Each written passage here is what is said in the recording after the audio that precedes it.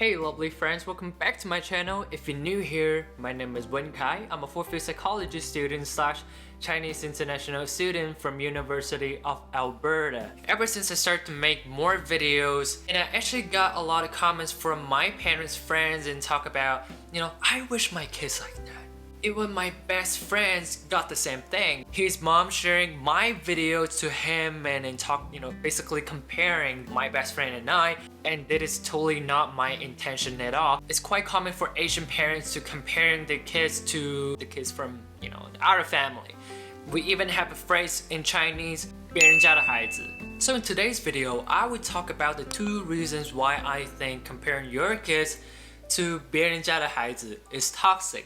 And then meanwhile, I will also talk about one thing that I appreciate my parents the most, which is like the thing that really helped me to improve myself. Yeah, so without further ado, let's get right into it. So the first reason why I think you should not compare your kids to 别人家的孩子 is because each individual are special and unique in their own way. Each individual has different background story, experience, characteristics, and because of those differences, you can't really find a person to say, okay, that is what I'm gonna be in the future. Comparing your kids to their peers, regardless they might have the same age or go to the same grade, same school, they are different. And the progress of self-growth is very depends on the individual. For my own case, I did not very focus on studying until I was like 17 years old. If you really want to compare to my peers, some of my friends started to work hard when they were like grade 3 or grade 4. And looking back,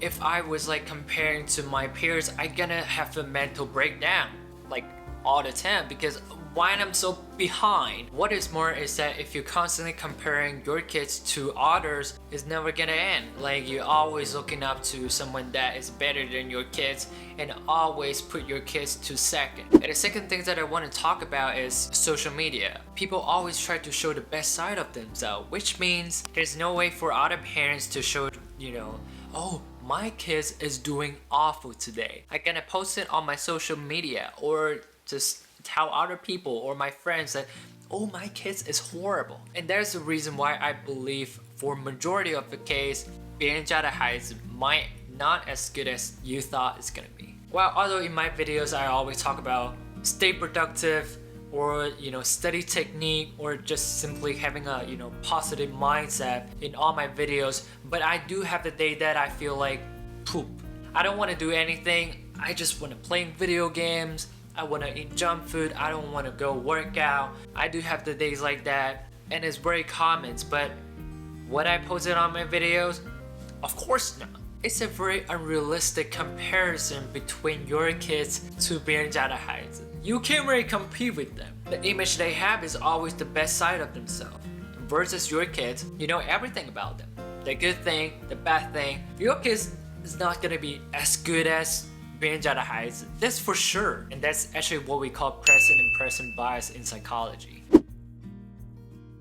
All I want to do is setting a role model for him or her to become a better self. What's wrong with that? And that's why I really want to talk about one thing that my parents did and I think is actually helped me a lot. They just let me make my mistakes. They just let me try. They never really talk about, oh, you should study this or you should study that. So my parents very give me the freedom to try things and give me opportunity to do whatever I want to do. So basically my parents allow me to try as much of things possible.